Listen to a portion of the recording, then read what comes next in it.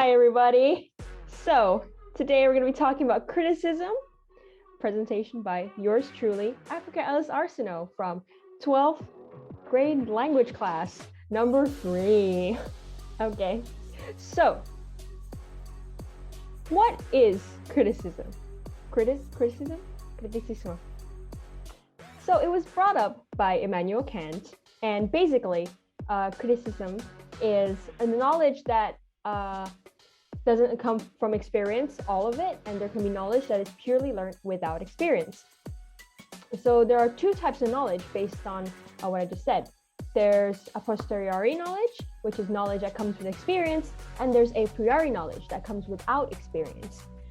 And basically, we have the power to interact with certain events and objects, and through the experience, we can then formulate our own opinions based on the knowledge that we have without experience.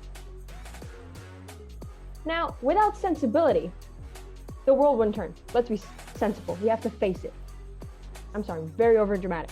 But basically, without sensibility, we wouldn't be able to take in all this information and facts and then continue to make our own opinions based on the information that we've taken in. We need to be sensible when thinking, and we need to be objective. Basically, intellect is making decisions based on the ideas and facts that we have, that we got from our sensibility in our head. So, story time. Now, something that has happened in my life. As a child, I was afraid of ghosts. I was afraid of the dark. I was afraid of spiders. I was afraid of many things. Now that I think about it, I'm afraid of a lot of things. I was afraid. But then, my dad, Mr. Arsenault, he has a very critical eye. He really thought through a lot of things. And he taught me that I'm not supposed to make my own opinions based on what I see from first glance. And that there's more to it than just that, you know? He made me investigate all the things that I found scary. And based on the experience of what I had and what I knew, then I could formulate my own opinion, and I became a very overly analytical and skeptical person. That is great. But it's actually not completely bad, because now, because I've went through all that, I think a lot before making my opinions on things, and that I think is a good thing that we all need to be able to do. We need to be able to analyze what we see and use the knowledge that we have and the knowledge from that experience to formulate said opinions. And so, what will I do next after learning all this information?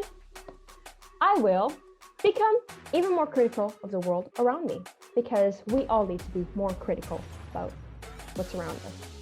Then I will realize that not everything is as it is at first glance, because sometimes it's still hard for me to do that thing.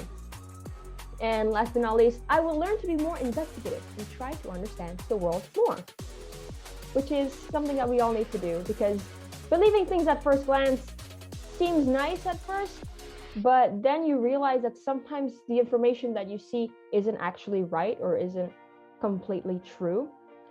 This goes for things like hoaxes, false information, sometimes even gossip, which happens quite a lot in between teenagers. And some people will say something and you shouldn't believe it right away. You should go and investigate for yourself and find out for yourself what is that information actually credible? Is it true? Should you believe it?